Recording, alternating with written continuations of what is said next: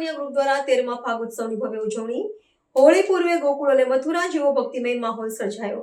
દાહોદ શહેરમાં વુમનિયા ગ્રુપ દ્વારા 13મા ફાગોત્સવનું ભવ્ય આયોજન કરવામાં આવ્યું છે।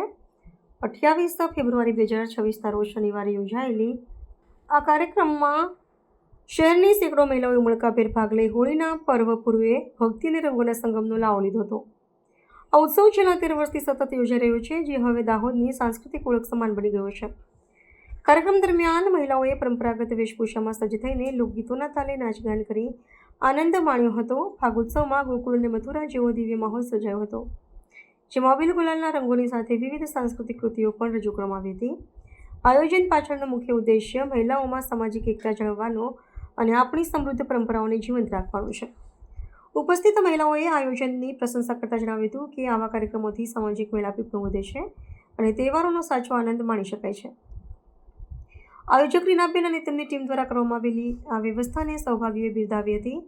આ ભાગ ઉત્સવ માત્ર મનોરંજનનું સાધન નહીં, પરંતુ નારી શક્તિ અને સામાજિક સમરસતાના પ્રતીક તરીકે સંપન્ન થયો હતો।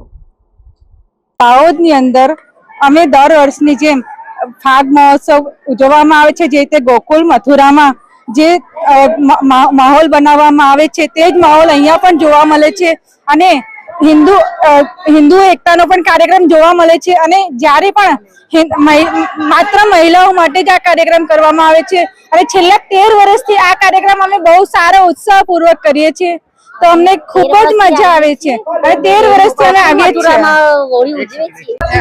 ફાગોત્સવ એટલે રંગો અને ઉત્સાહનો તહેવાર છે। એમાં બધા પોતાનું બધું ભૂલીને એકબીજાની સાથે મસ્ત રંગે છે, નાચે છે, કૂદે છે। રીનાબેન દર વખતે આ સરસ આયોજન કરે છે, એ વખતે એ માટે એમને બહુ ધન્યવાદ। એક પ્લેટફોર્મ પર બધી લેડીઝો ભેગી થાય છે। કરિશ્માબેન વાઘેલા।